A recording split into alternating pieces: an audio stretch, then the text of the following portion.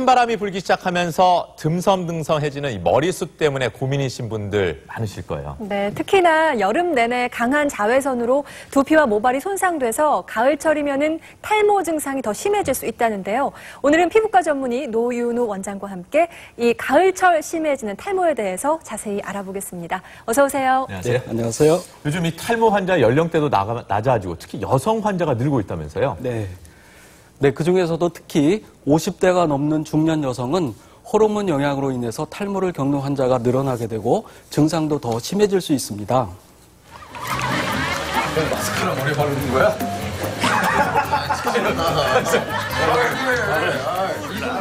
직전에 저 헤어스타일. 이전에는 탈모, 대머리 하면 이 중년 남성의 전유물로 인식되어 왔었잖아요. 그렇죠. 하지만 50대를 넘은 여성은 호르몬 감소로 남성보다 탈모 증세가 더 심각해질 수 있습니다. 네. 여성 호르몬은 모발이 빠지는 것을 방지해주는 역할을 하는데요. 이 호르몬 양이 줄게 되면 모발이 평소보다 더 많이 빠지게 되죠.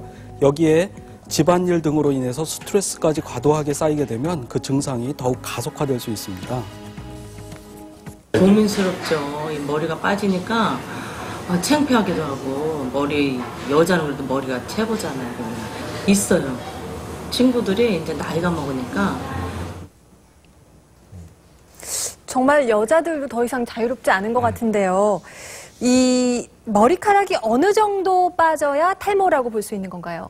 네, 보통 하루에 100개 정도 머리카락이 빠지는데요. 하루에 빠지는 머리카락을 정확하게 다 세기는 어렵지만 평소보다 머리카락이 많이 빠진다고 느껴지면 우선 탈모 증상을 의심해 봐야 합니다. 네. 어떤 것도 아직 안 나서 좀 뒤도 좀 훤해 보이는 쪽도 사실 전에 또 흔히 머리카락이 빠지면 탈모라고 생각하는데요. 일반적으로 머리카락이 빠지기 전에 모발이 가늘어지고 볼륨감이 적어지면 탈모 초기 증상을 생각할 수 있습니다. 또 정상일 경우에는 한 개 모근에서 모근이 한 개 또는 두 개씩 나오는데 그 비율이 적절하게 섞여 있습니다. 그렇지만 탈모 환자의 경우에는 솜털로 변한 빈 모공이 늘어나는 걸 볼 수 있고 네, 또 성별에 따라서 탈모가 진행되는 머리 양상이 좀 다른데요.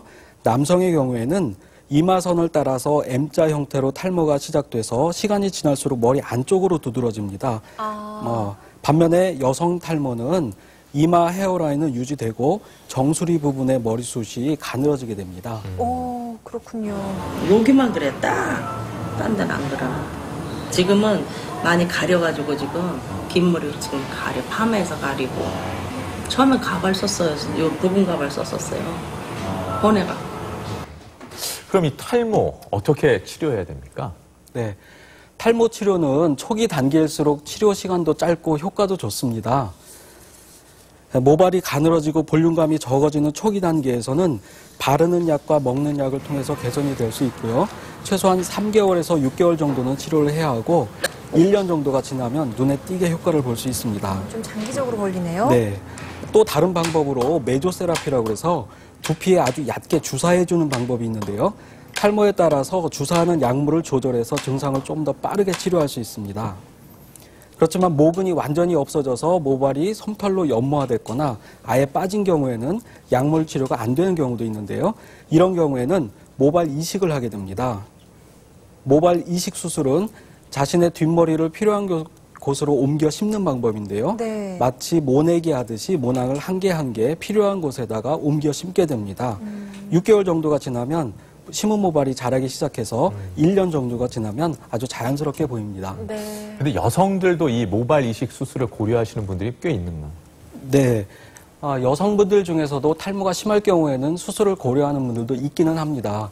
그렇지만 여성의 경우에는 여성 호르몬인 에스트로겐이 훨씬 많기 때문에 남성처럼 완전히 대머리가 되는 경우는 드물고요. 따라서 일부에서만 수술을 하고 있습니다. 네. 여성형 탈모는 유전이나 스트레스 외에도 갑상선 질환, 빈혈, 난소 질환 등 탈모 원인이 아주 다양합니다. 이런 탈모를 일으키는 원인과 가늘어진 모발을 치료하면 대부분 여성형 탈모는 치료가 됩니다. 또 생활 습관도 탈모에 적지 않은 영향을 미치기 때문에 잘 알아둬야 하는데요. 머리를 감을 때 손으로 샴푸 거품을 충분히 만들고 머리를 가볍게 두드리듯이 문지르게 되는 게 좋은 방법이고요. 말릴 때도 털지 말고 가볍게 수건으로 두드려서 말리고요. 네. 드라이기를 사용할 때는 너무 뜨거운 바람을 가까이 대지 말고 20cm 정도 적당한 간격을 두고 사용하는 것이 좋습니다.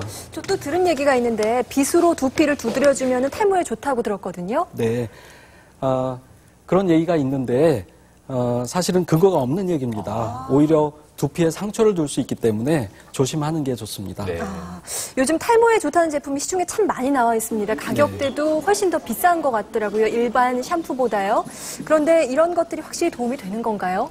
네, 시중에 판매되는 탈모 방지용 샴푸나 바르는 약은 대부분 영양제입니다.